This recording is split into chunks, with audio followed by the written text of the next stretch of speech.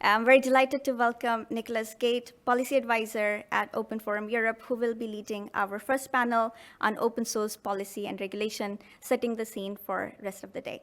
Thank you so much. Please welcome Nicholas.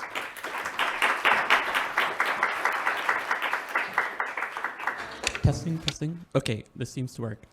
So I am going to welcome to the stage a few of our panelists, and then we have one panelist that'll also be joining us online. First, I want to welcome to the stage Sebastian Raible from APELL. Next, we'll welcome Simon Phipps from the Open Source Initiative, and Linda Griffin from Mozilla. Can you all come on up? And joining us online, we have Renata Ávila Pinto from the Open Knowledge Foundation. Renata, are you there? Yes, great. So I wanted to start off by setting a little bit of the context for the panel. So we're going to do a few what's maybe seeming like messy things, and then we're going to tie it all together at the end, and it should all make sense for you all. But what we're going to do is we're going to talk a little bit about kind of the ethics around AI, weave in kind of the story of how AI is being regulated with a focus on how specifically open source AI has been regulated, and how that is influencing how AI is being regulated in Europe and kind of by default the UK. And then we'll kind of tease in some of these ideas around open source AI and our current understandings of open source AI into that broader regulatory picture.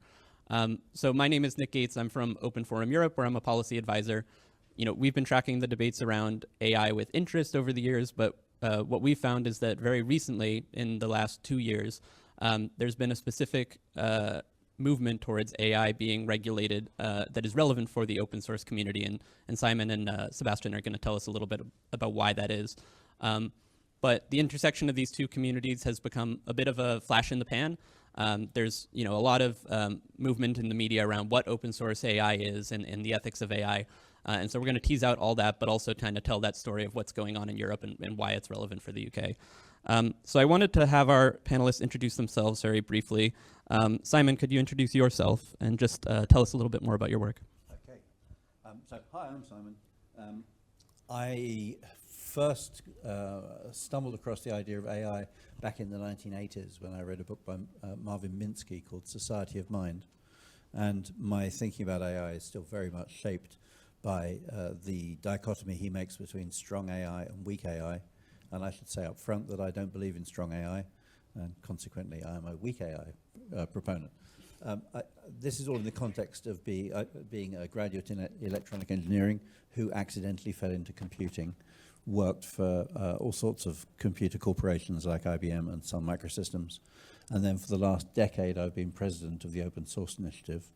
OSI is the organization that was started by the people who defined the term open source and has gone on to be the steward of the canonical list of open source licenses. And then most recently, we have been working to gather industry consensus on what open source AI means. Not something we really wanted to do, but we were forced into doing it because people started using the term without defining it. And we felt that if we didn't define it, somebody else would, and it wouldn't mean the right thing. So we have just released the first version of an open source AI definition, and I'm guessing I'm here because we did that.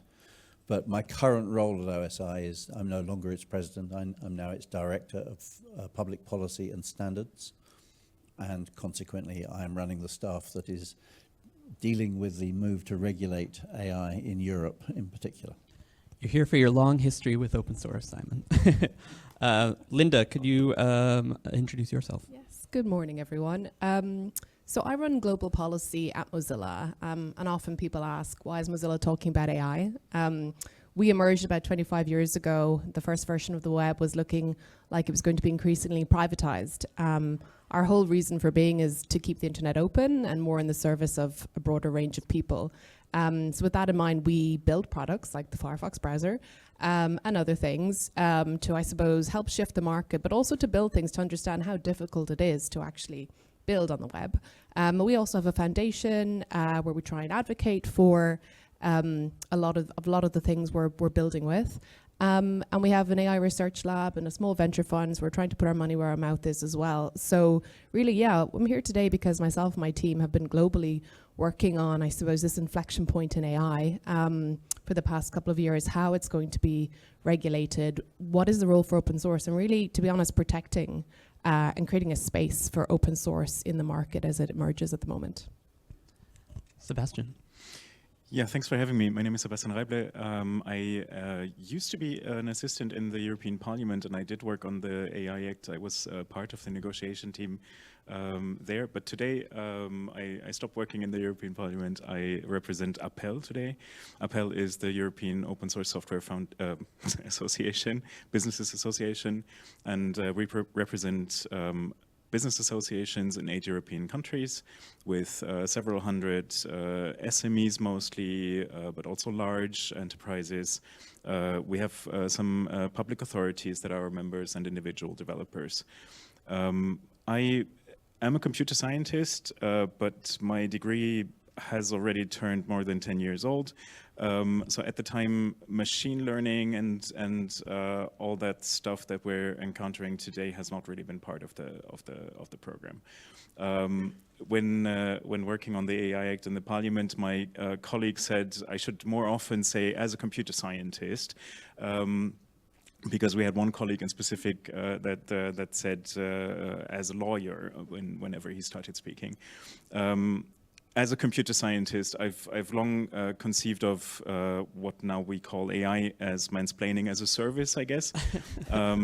And that's why I've not taken it too seriously. But I think representing businesses in particular, if we encounter users today that just expect that there are AI technologies in their products that they're using, as businesses, we will have to take it more seriously as well. Thank you. And Renata, over to you. Yeah, good morning. My name is Renata Ávila. I'm the CEO of Open Knowledge Foundation, and I started this work 25 years ago, actually, my first year of university, volunteering for the Free Software Festival in Central America. It was quite amazing. It was, like a weekend where like communities from all over Central America were doing like installations and discussing the principles. And of course, as part of the conversation, we will always bring up open source. And fast forward 25 years later, I'm heading the Open Knowledge Foundation, which is like already 2 decades old, and one of the pioneers in defining openness for data and content. And now we have this data and content as the main components of the AI systems. We are like, facing challenges and seeing whether our open definition fits this. But we not only like, define as a community concepts such as openness, we also work together with the communities, like not only creating the tools that will enable people be actors in shaping the technologies of our times, but also creating the governance mechanisms that will make these technologies accountable, participatory, and part of our life without being imposed on us. As part of that work, the Open Knowledge Foundation that was founded in the UK in Cambridge, now it is spread over 42 countries. And happily, it is being embraced by new members from different regions in the world as the possibility of having technologies that are not like, restricting rights, but enhancing rights for all. So I will be super happy to share some of these experiences today with you. Great, thank you, Renata.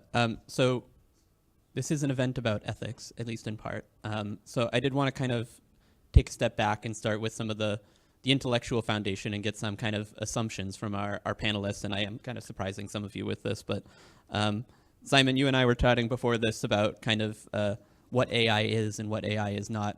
You mentioned the phrase, generative AI is technology designed to persuade you not to tell the truth. Yes. Could you maybe talk a little bit more about that statement, and maybe we'll get some reactions from our panelists? Right. So every time I've looked at this area, the term AI is associated with a number of different technologies. Some of them are much older and much more proven, and they tend to have been described as machine learning in the past. And those sorts of applications are much less problematic as far as I'm concerned.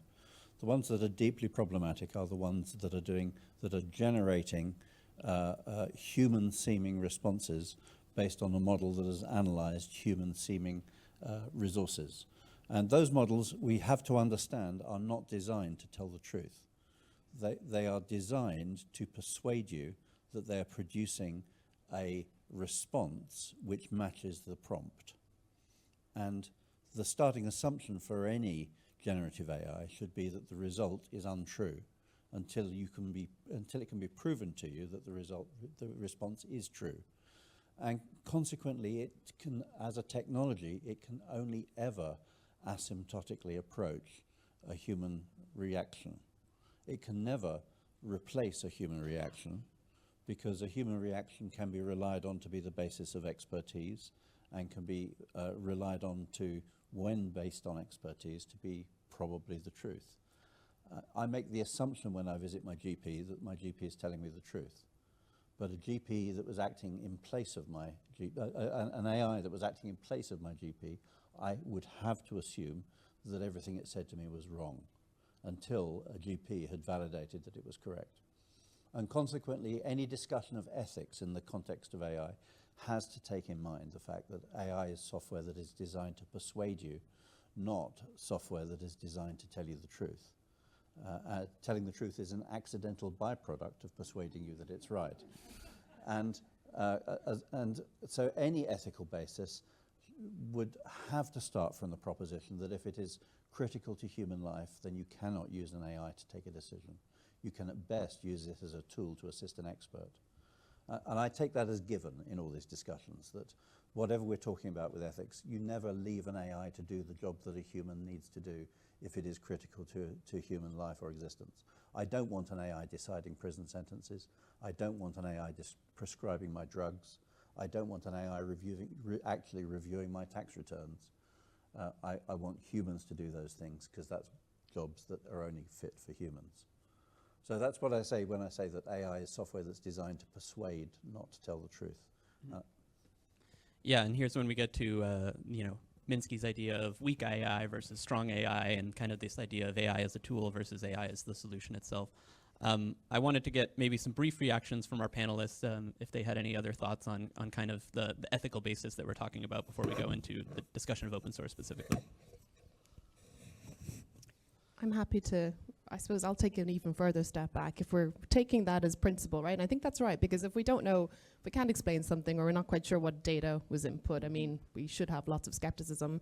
The reality is we're seeing these, if we just look at one specific format of AI, LLMs, we're seeing them deployed at scale globally, and becoming very embedded in people's lives online. That's worrying, and I think we're in a bad position right now if we match those two things together. And open source has a huge role to play in all of this, because that is where, and not for an end in itself, right? It's, I think, one of the criticisms of the first wave of open source was it lacked, some parts of the community lacked diversity and were a bit exclusionary because they were so focused on open as an end in itself. We know with AI, open is a means to an end, we hope. Better decision making, hopefully more truth at some point, and trust. But if you think about what's happening in the market, and then if you take a country like the UK, where we're seeing a lot of discourse and chatter from the government and others about the possibilities and how we can use AI to unlock the promise of public services and save a lot of money, the rush towards using it and deploying it in these scenarios, some of which you just mentioned, is worrying. Thank you. Renata, I wanted to come to you next. So I was kind of wondering, kind of building on Simon and Linda's observations, how can the open source community ensure ethical accountability in AI, especially in cases where contributors come from diverse backgrounds and contexts? We've seen the history of open source, which is that it relies on collective contributions. But where do we even begin to start when thinking about the intersection of open source and AI, and what those communities can bring to the AI community? Well, I think that open source is actually one of the only ways, there's very few ways to ensure that AI will be accountable in some way, and that would be it would not take us a lot of resources and work and complexity to achieve, a regulation that it is embedded somehow in the technology instead of having to reverse the technology to figure out what is intended to do. And open source is rooted in consent to share, and not on invited misappropriation, and community, not predation. And I think that this consent to share, that the components, in the ideal world, open source AI will be like built with data and built with efforts that are voluntary, and in some sort of democratic governance that enable those collective collaborations. So I think that that's the key. That's basically the key to when we see massive efforts and massive concentration of power by AI companies, and we see that the result, the technologies that we have today have been like the result of misappropriation, of exploitation, and of just grabbing whatever they can. We see that open source AI is the ethical way to build the AI that we want to see in the world. I guess that while the open source communities and the open communities, the open movement in general had like find the perfect governance model, I believe that there are very few global efforts with this level of sophistication of collective sharing of work and collective sharing of resources to advance and create building steps for others to innovate. And it is that ethic that, of course, needs to be adapted. It needs to be perfection for the AI era. The obvious solution for accountable technologies, ethical technologies, community-driven technologies that are not only, part of 5-6 companies controlling everything, but can, create horizontal innovation everywhere, with the ability of anyone, anywhere to share and collaborate. Something that is important is that open source also enables collective accountability and distributed accountability mechanisms. It is not only how you build it, it's also how you audit it. And open source seems to be like an obvious way to enable that distributed accountability that is not only in the eyes of regulators, but it can be like a community-driven and sector-specific, because obviously if you want to build a pond, you will need to check what's there. So initial thoughts, I think that in the ideal world will be the default. In the ideal world will be like by law. But since we don't live in the ideal world, I think that it is the avenue that we should encourage governments and public institutions to follow, and also public interest companies to follow. So one thing I want to bring back to this conversation is the idea that many things can be open, but certainly not all things are open source. Open source is a definition. It is something that was agreed by consensus through a multi-stakeholder process that took years and was iterated upon to arrive at a definition that I've seen very few people challenge in the last 15 years. So with that kind of in mind, there's a story going on here of how the community defines open source AI and understands its relationship to AI. I'm talking about the open source community here, but then also how regulators respond to AI, and then as a subset of that, what is the role of open source AI and how is that regulated? So I wanted to first kind of tackle that kind of question by taking a step back and talking about how open source has been increasingly regulated in Europe, and kind of by default of geography and association, despite the Brexit, there is a leading case for what happens in Europe, kind of also affecting what happens here in the UK. So Simon, could you talk a little bit about how open source has come to be regulated in the last, let's call it 4 years, Yes. and increasingly what that's going to mean for open source AI? Okay, so software is now software in Europe is now regulated by multiple acts of the European Parliament, some of which Sebastian helped write. This happened initially by accident. what happened over the last 30 years or so of software is open source developers were able to hide behind assertions in their license that they owed no liability to anybody because you had not paid for the software, because you were not in a relationship with the developer, because the license you were given was a waiver of copyright rather than an actual commercial relationship. There was no liability. And so the software industry as a whole has also been able to carry on a no liability basis for a lot of its work, something which I think is actually a fairly fundamental error in the way that we've regulated globally. As time has gone by, software has become part of hardware. And so today, many things that you think are hardware are not really hardware, they're actually compiled software. Your mobile phone, for example, it's not really hardware. It's actually a lot of software. The chips are all software, compiled to chips. The circuit board layouts are all software that is compiled to something which is then manufactured. And then obviously running in it, there is a load of software. And so in the course of regulating systems that are affecting consumers in Europe, regulators have increasingly found that they have accidentally regulated software.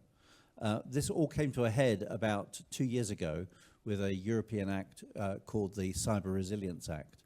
The Cyber Resilience Act started out regulating hardware. It started out designed as something to deal with the modem that your internet service provider has put in your home and making sure that was going to be safe. And in the course of writing that act, the regulators applied the regulations to the digital elements within the hardware. And then during that process, the scope of the regulation expanded so that it also applied to digital elements independently of whether they were embedded in the hardware. And that unleashed a whole load of introspection and thinking about how do you regulate software. Over the last 2 years, we've seen a wave of European legislation which is expressly regulating software now. And so we see the Cyber Resilience Act, which is a regulation to ensure the supply chain that delivers software to your computer is secure and is known to be secure by the supplier. We've seen the European Public Liability Directive extending statutory liability to software so that if software harms your life, you are as entitled to compensation as you will be if your washing machine harmed your life. We're seeing an Express AI Act, which is describing how AI systems should behave in a way to protect society. We're seeing discussion of the possibility of an Express AI Liability Directive to associate statutory liability with the use of AI. And so this surge of regulation of software per se, not software accidentally, as has been typical in most other legislation up until now, but software per se is now being regulated. And the regulation of AI is simply an element within that broader context where software as is becoming regulated in Europe. It's been a less dramatic move in the United States, where the gridlock in the halls of power in Congress has prevented any substantial legislation coming out in recent years. But that is all changing on January the 6th next year. Suddenly there is going to be a tidal wave of new legislation, and a lot of it is going to be about putting big tech in its place. So you can expect regulation in America as well. And then we're seeing the increased use of statutory instruments in the Far East as well. So we've left the era where you could simply say no liability in capital letters at the end of an open source license. And we've entered the era where if you place software on the market, you have an actual responsibility towards the public, which can actually be enforced against you. Sebastian will probably tell you how wrong I am now. Well, yeah, Sebastian, I wanted to come to you next, and I guess I wanted you to kind of put on two hats in your response. One is from the perspective of seeing software increasingly regulated by the Parliament and kind of actually playing a small or large role in the development of the AI Act. What was kind of your perspective on how the open source community was engaging with the AI Act? And then in your hat now as a representative for APELL, maybe you could talk a little bit more about, what concerns businesses are bringing to you and the perspective that small and medium-sized businesses are coming from. Well, I think already with the introductions today, we've seen that there is a huge societal need to react to what AI brings to society and what challenges it might pose. So that's why, from a fundamental rights perspective, from a societal perspective, and back in my hat as a assistant to the regulator, I very much support that we do encounter this technology with regulation. Businesses, especially from the open source sector, can also understand that as kind of a sign of appreciation, because software is so important that now as a society we finally recognize that it needs some regulation.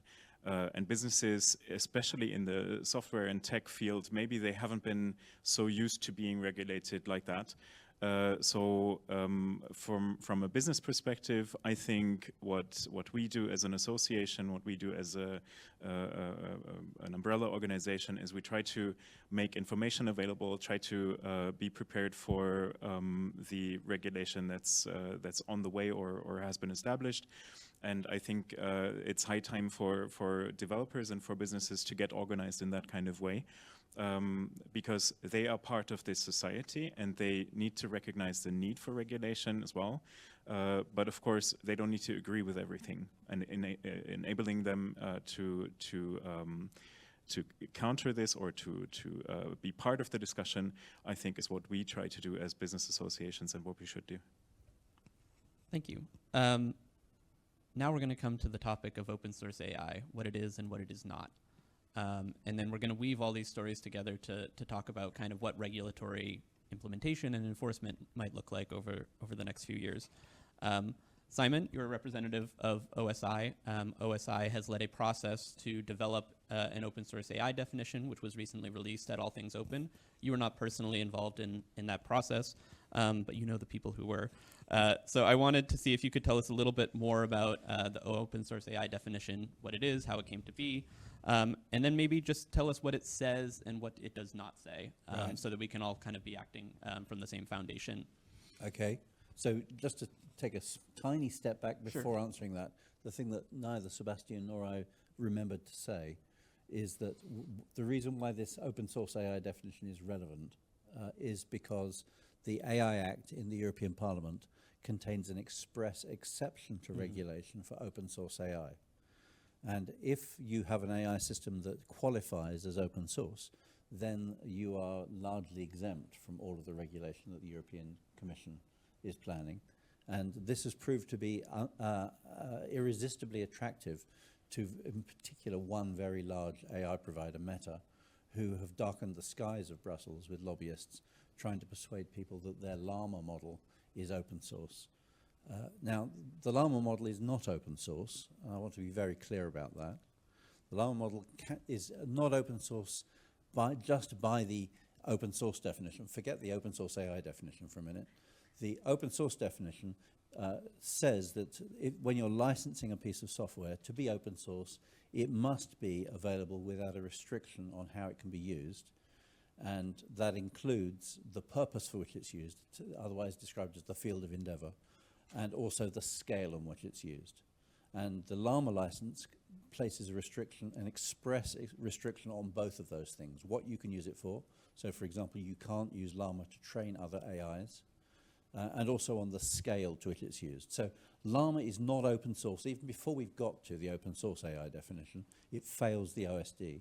And consequently, it's very important whenever anyone tells you that Llama is open source, which Facebook will do the whole time, that you say back to them, no, it's not open source. It fundamentally fails the old-fashioned 25-year-old open source definition. So where did the open source AI definition come from?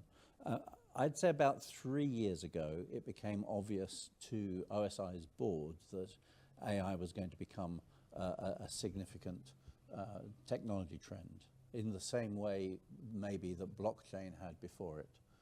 And it did seem to us that we needed to understand what the relationship of this to open source was. Now, AI is different from open source software because it consists of a piece of software. It consists of that software that builds a statistical model based on a set of data provided to it as evidence. It's software that uses that statistical model to perform a task, typically a task of generating a response. And it consists of the operational parameters that result in that software working. So it consists of a statistical model, some software, actually two pieces of software, and some DevOps. And that bundle together is very unlikely to be susceptible to the same terminology and the same intellectual property licenses as open source software is. So it became obvious that we needed to work out what the difference was between open source software and open source AI. Then we discovered that some companies moved into the space and started describing themselves as open AI. And that was problematic because we didn't think they were open. Let's set aside whether we think they're AI or not. We didn't think they were open.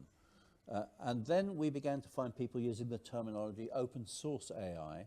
And it was very much like a going back to the 1990s and Mozilla, where lots of companies were looking at what happened with Mozilla at the end of the 90s, and were using the term free software to describe what they were doing, when what they were doing was not free software the way the Free Software Foundation would see things.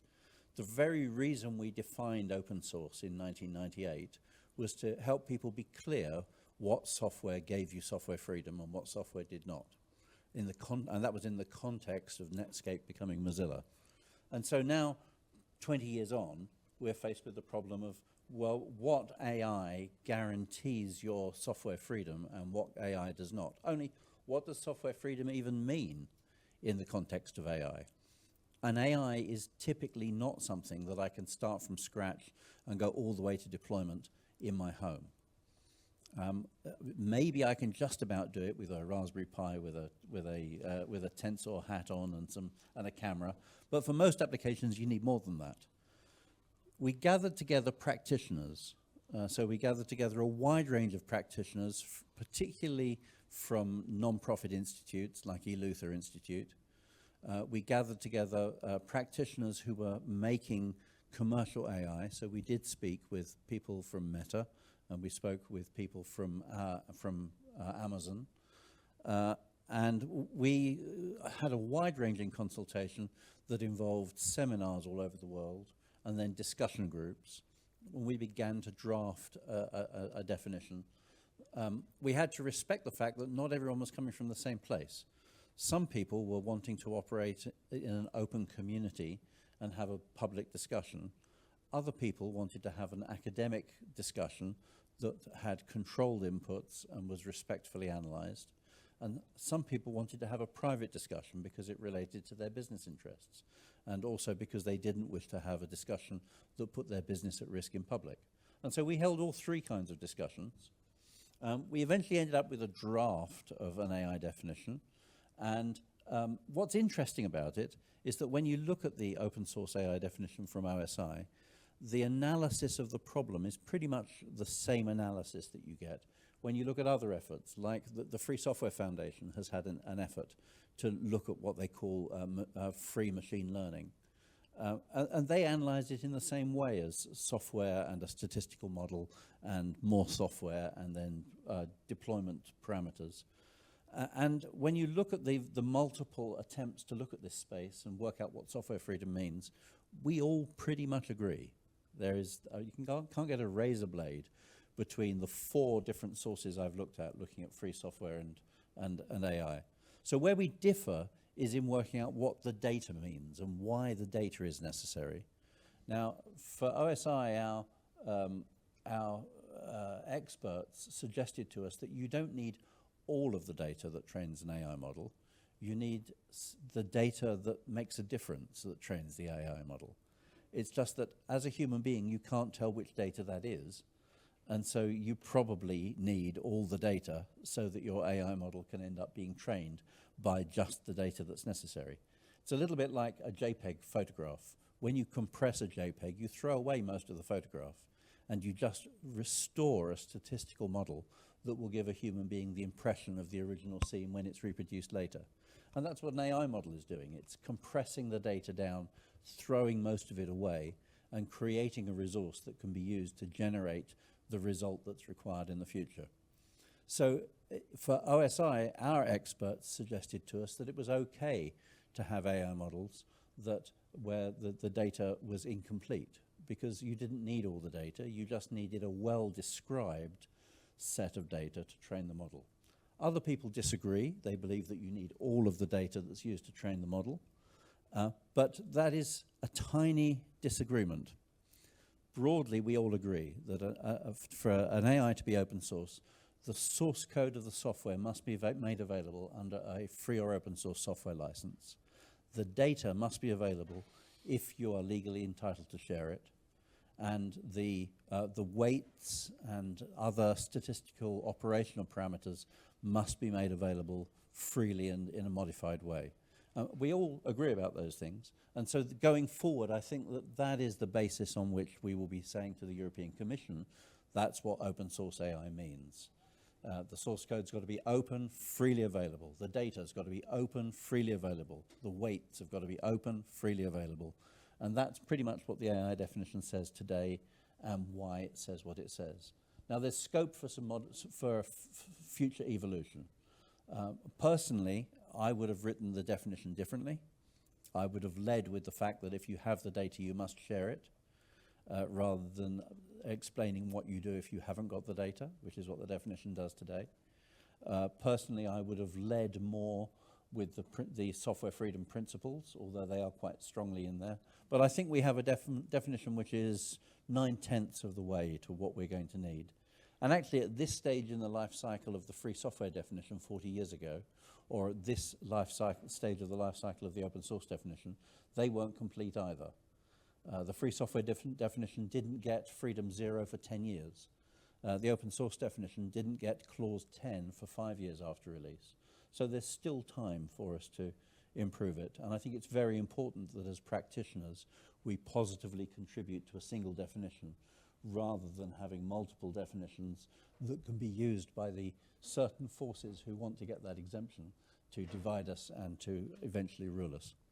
So what we've seen is that even if you put aside the data, this definition would actually exclude a wide range of models that are actually selling themselves as open source AI.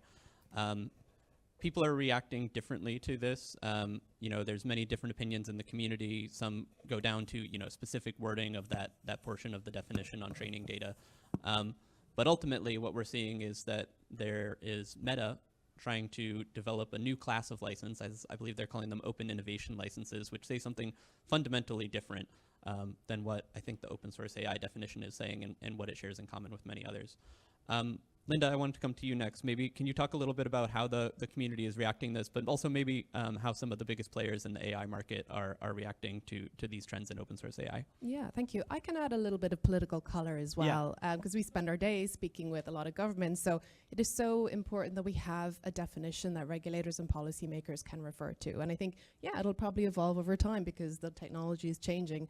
That is a great start, because the reality is open source AI as a concept in the minds of political decision makers isn't in a great spot.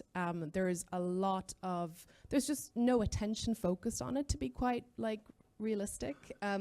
Obviously, people in the EU did think about it and did a lot of consultation with us before putting the AI Act together. It's imperfect, but it is a good starting point. But again, I'll just take the UK as an example. We're expecting an AI opportunities plan and an AI bill. What will that mean for small businesses who are trying to build in the UK? What will that mean for people who will be impacted by the services that are provided? I would be happily shocked and surprised if in this AI opportunities plan and the AI bill there was something that referred to the value of open source in AI, or even a degree of openness. And I'm not condoning the confusion that is being spread, but the concept of why being more open is good. I mean, since that 2017 Transformer paper that Google released. Like, most research that's been done privately is staying private. It's not being shared. So the things that we built in the first version of the web are being increasingly privatized. I think I read somewhere like 70% now of all AI research is private and not open. Compute is increasingly expensive and increasingly private. We need governments to understand really the value and that open source and AI delivers if they're going to create policies that will support us in building openly. So access to compute, access to better data sets, helping us put those things together. Right now, I don't think we're seeing much of that, which is a worry for us. In the US, the executive order, Biden's executive order, had some good things in there, but to be honest, most of the community have been trying to talk people in the US down from export controls on openness and AI. How even would they work? But that's been a legitimate concern. There are those who believe, whether it's a philosophical thing that AI Terminator style, the doomers, or those who it's incredibly against their business interests, who are really lobbying hard to spread fear and disinformation about what open source and AI can and could be. That's still ongoing. There are signs of hope. We think the French AI Action Summit in February is very broad. The French are going big on open source AI, which is great. And we're hoping that as a political moment, there will be some good political debate and education. But I think my ask of the open community is bring the data, bring the evidence, like really make the case. Don't assume that policymakers see value in it, because right now, I think the majority of them don't, because they don't understand it. Most governments I speak to, it's just not even on the agenda. So, and you know, 5-10 years ago, that would have been unheard of. But things have changed so massively in the past couple of years. We're seeing a couple of governments like Spain and Greece building their own open source LLMs because they understand as the only way they'll get a share of the economic pie. They want to preserve language and culture. And I do think in the next couple of years, we'll see a lot of governments around the world understanding the only way they can really spur growth in AI for their own businesses will be to build more openly. But it feels like we have a long way to go. Sebastian, could I get you to come in a little bit more on the business perspective? Like, what should we make of the open source AI definition in terms of its effects on businesses specifically, and what are some of the concerns that they're raising to you around the open source AI definition? I think that open source as a concept, as an idea, holds a lot of potential answers to the questions that as a society we ask when it comes to regulating or encountering AI and those technologies. The independence aspect, the transparency aspect that open source gives, I think really should also be a way of countering AI. When it comes to learning and understanding technology, open source is really the way to go. For businesses, as I said in the beginning, I think when in Europe we try to open up more possibilities of building our own technology and relying less on technology that comes from outside of Europe, which is a good thing, of course, for European businesses. Open source holds a lot of these qualities that we are looking for. It provides an ecosystem of innovation that is really rooted in Europe. But if we want to really make it possible for governments and for the EU institutions to rely on open source, then we will have to, as I said in the beginning, deal with the expectations of users as well. So Germany is right now building a program called OpenDesk. That's a solution, as they say, for a lot of these issues.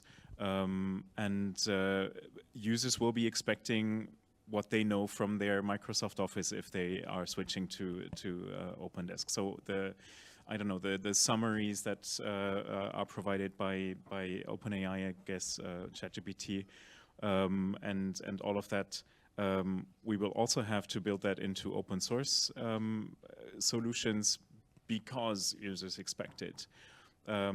If we can then, in addition, also rely on that technology that we built into the open source solutions being open source themselves, that has the same kind of merits, I think, to us as a society and to the businesses as it does with software.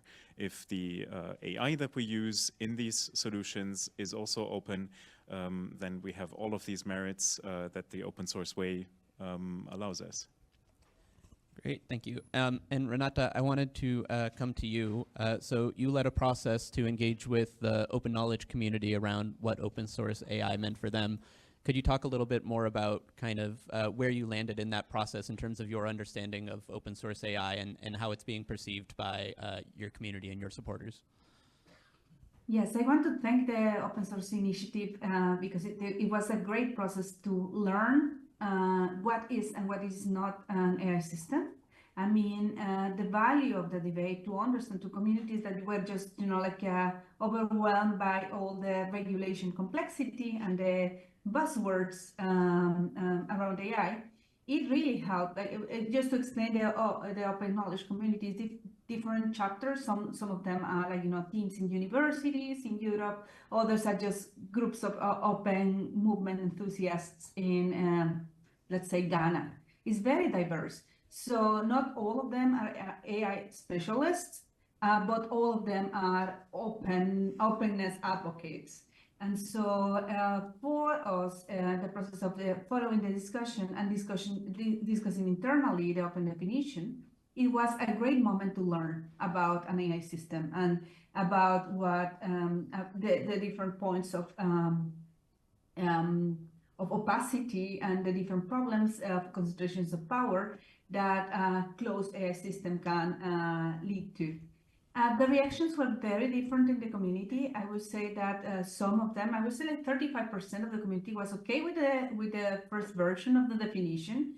And they said they're taking the pragmatic approach and saying it is leading us to less opacity. It is leading us to a lot of good progress in what we can do and what we can know about an AI system. While they Renata, can we just pause for 1 moment? We just have to wait out the fire alarm. Just 1 moment. Should just be 20 or 30 seconds.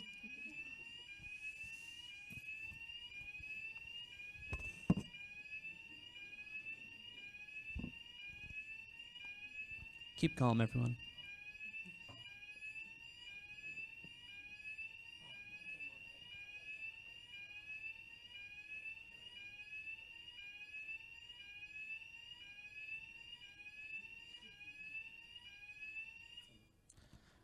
Okay, we're back now. Sorry about that, Renata. Could you please continue with your remarks? Yes, I will go back to it. So 35% of them were okay, including the founder of Open Knowledge Foundation. They were okay. Then you had the unconvinced, and the unconvinced part of the community was the problem, of course, is the data and how it is defined. And they were arguing that it is not possible to have a fully auditability in the training system if you don't have the full open data set. Because you cannot replicate, you cannot test, you cannot verify, so it gives you an incomplete understanding of the system. But then that's why we kind of hold the endorsement, and we're waiting for an updated definition that clarifies further the role of data on it. But we are also taking an active approach, and we started looking okay, what is there out there a perfect, open AI system that we can use as an example? And in this perfection, not perfection, but the ideal open AI system would be one with heavy community involvement, with full auditability and accountability at each phase, and then with an active process of auditing the results of the system, so it does delivers good and it does no harm. And we look at an example that I wanted to share with you that is quite exciting. That's happening in India. It is still in the process, but it's something that we should really take a look at. And they're building a collaborative language model on Telugu language. And it is led by the Free Software Foundation in India, by an organization called Swecha, by the IIT at Hyderabad. And it is amazing, the level of engagement of the community that they had achieved. It is the people speaking this language contributing to it actively. It has involvement of private sector or even a pop artist. It is quite funny. A pop artist offered free tickets to his concert to those in the community, contributing to 300 samples of voice to train the language.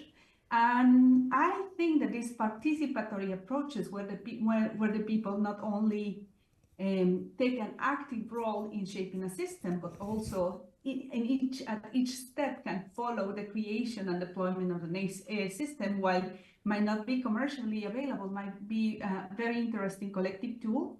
So the general population can understand what an open AI system is, how like an input, a human-generated input is shaping the system, and how it can deliver good, and it drive us away from these apocalyptic AI narratives that are quite damaging for people to seize the power of AI to improve their lives. Thank you so much. So I think we've heard the reaction to the understanding of open source AI and what it means from multiple perspectives. I do want to come back to the actual topic of regulatory implementation and enforcement now. I'm going to ask all of our panelists, so how do you see the current and upcoming regulations, particularly the EU AI Act, impacting the development and deployment of open source AI? So the EU AI Act does specify categories for AI systems, including obligations for high-risk AI, and there are exemptions for open source. Sebastian, maybe you could start off just talking a little bit about what is and what is not in the EU AI Act, and maybe how that'll influence other regulatory regimes across the world. I've said it a couple of occasions that had the Commission not called it high-risk AI systems, but Class 1 AI systems, we would have had a whole different debate. And especially the encounters that we had with businesses and with business associations would have gone much differently, speaking from the former Parliament perspective. I think that the positive sides, the possibilities that open source gives us, and the way that open source projects work hold a lot of answers to questions that regulators ask. The fact that these projects have to organize themselves in a democratic way, in including all their participants, and had to self-organize themselves, I think is something that holds benefits that can also go into future regulation.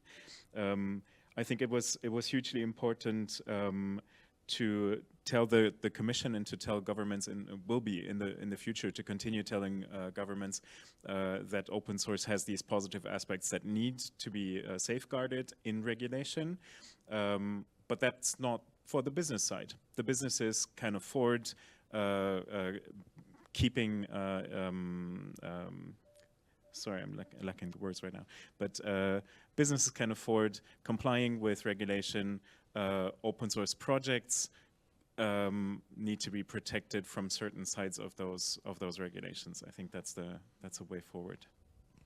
Linda, you look like you want to come in. Yeah, so I think with the EU AI Act, implementation is going to be key. Again, for small businesses, for emerging businesses, for big businesses, and for the rest of us who will be impacted by this, right?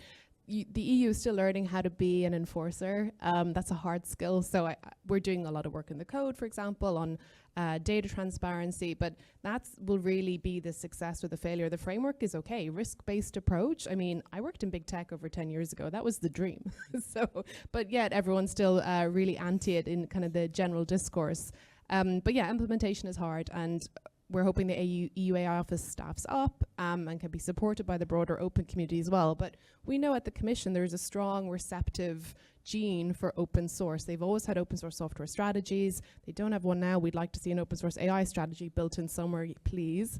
But in other emerging regulations and regimes, look at the UK, right? The last government was so focused on extreme risk.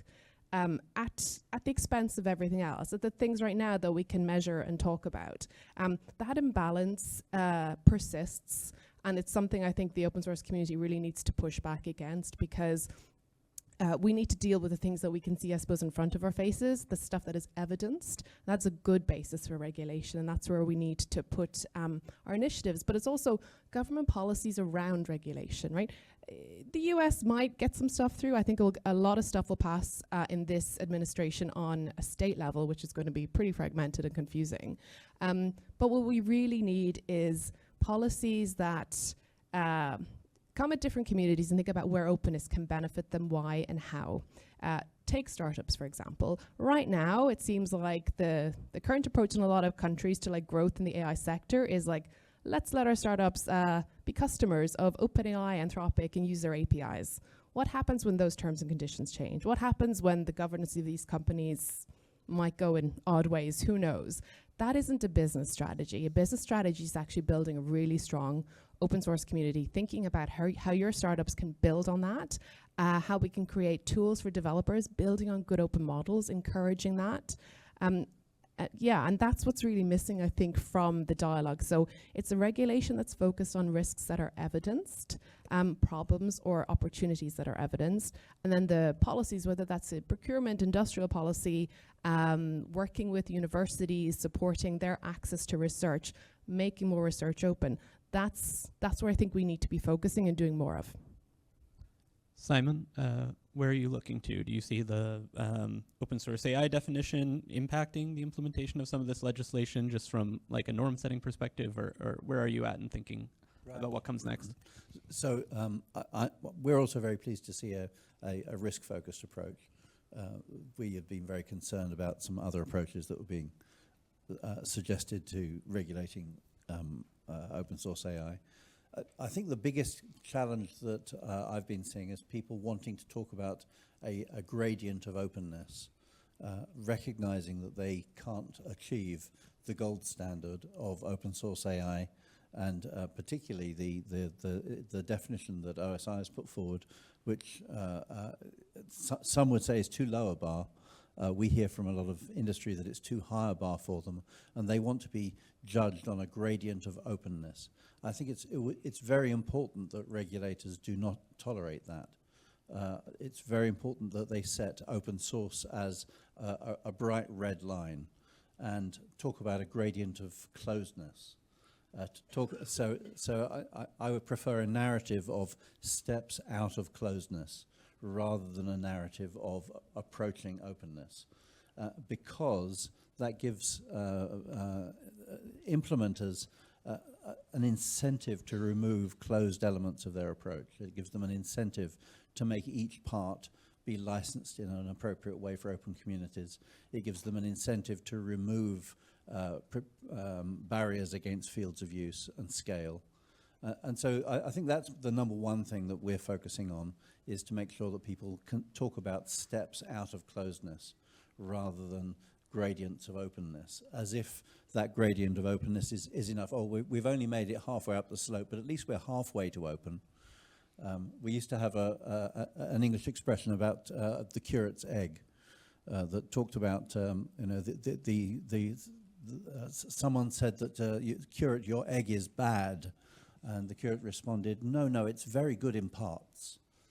And I think we need to make sure that people only refer to open source AI when they're dealing with open source AI, and not when they're dealing with something which is mostly closed but partly open. I don't think we have time for many questions coming in. Apologies for that. But I did want to kind of end on a note of optimism, and I wanted to start with you, Renata. So looking ahead, what gives you, and I think you alluded to this a little bit in your earlier remarks, what gives you hope when thinking about the role that the open source community should play in shaping future AI policy regulations? Well, it will, it is a journey back to the desk of governments and regulators, and we cannot come empty-handed, and we cannot come only, we cannot come to the dialogue only talking and not showing. So open source communities have the ability to think of creative collaborative models so we can show the potential. And I think that public interest examples as the one that I said in Telugu, or Common Voice by Mozilla and others, can show a third way of doing AI that takes into consideration public accountability, collaboration, and action to tackle the most pressing problems of the time and show a different phase of AI. I also see a lot of potential for industrial policies and also social policies. I think that we can contribute to shape at the local level and at the national level a different approach to AI, that one that it takes not only takes into consideration these big actors coming from the outside, but it cultivates an ecosystem internally where from the education of children to the contributions of small companies, we can diverse ecosystem where we do AI in a different way. And that, of course, open source can be the key to unlock that innovation across sectors that specifically serves the purpose a society wants and improves people's lives. Brief final remarks from the rest of our panelists. What gives you all hope? We need to build more, right, in open source AI. And I think the Allen Institute or Luther AI are doing exceptional things that are really setting the gold standard. You know, open data sets. We talk about compute a lot, but the data is a real clincher in a lot of this. But really thinking about every aspect of building open is what they're doing, so we can build on top of it, right? We want to build on top of innovation. We want to, I suppose, succeed in the long line of the tradition of what open source has given to us. And until we have and are encouraging more organizations to build open tools that we can all build on top of, we're not going to see why open source is so important. We're not going to be able to demonstrate in that AI. So we're seeing some great things starting to get built, but we do need more of it. Sebastian, Simon? I think as a society, we really yearn for these positive and encouraging stories about what this technology can give to us. And I think open source approaches hold the key to making this technology more approachable and more available for everyone. And as businesses being part of society, I think we should contribute to it. Simon? I'm going to answer one of the questions that's on the slide. Yes, please do. Yeah, because I break the mold. Very generous. So there's a question here that has been upvoted asking about how is the open source community dealing with the divided view of the open source AI definition. So it gives me a lot of hope that we've been able to create an open source AI definition. Now, my role on the OSI staff was to be the staff skeptic. I was not involved in developing the open source AI definition, and I'm the one that lobs the grenades across the boundary at the executive director, telling him how he's doing it wrong. The definition we've got at the moment is a definition that exists. It is the consensus definition that has been assembled by OSI. OSI is a public charity, and we have not been captured by either a minority interest group or by any corporate interest. And we are a servant organization. Our job is to collect consensus and crystallize it, not to impose some view from outside. So I am actually remarkably hopeful at this point that we can, together as an open source community, improve what we have in the open source AI definition, rather than necessarily fork it or replace it at this point. If you are somebody who feels excluded from the process, then come and talk to me. Okay, so I'm an old, white, English, cisgender male. I may not be your most diverse representative in the community, but I do share your concerns by being the outsider on the OSI team, and I'll do my best to make sure that you're included in what happens. But I think we actually already have a very inclusive process, and one of the reasons for the impression of division is actually we're including multiple communities that are not you. And by including multiple communities that are different from each other, we've come to where we are. So going forward, I encourage you not to make the typical error of progressive movements, which is dividing over something trivial and allowing the war to be lost by the people who don't care about the trivia. And instead, I'd encourage you to unite with us in making an open source AI definition that will stop the certain corporations from capturing that open source exception in the Open Source AI Act, in the AI Act, and that will allow us to actually create at human scale AI that brings freedom to individuals and software freedom to everyone. Yeah, ultimately, we're all on the side of what open source can bring to AI and not just what is open source AI. And I hope that we're at a similar point in the trajectory that the open source definition was in its very earliest days and how it evolved after that. So I want to thank you, Simon. I want to thank you, Linda, Sebastian, Renata. Thank you all for contributing. And yeah, please give it up for our panelists.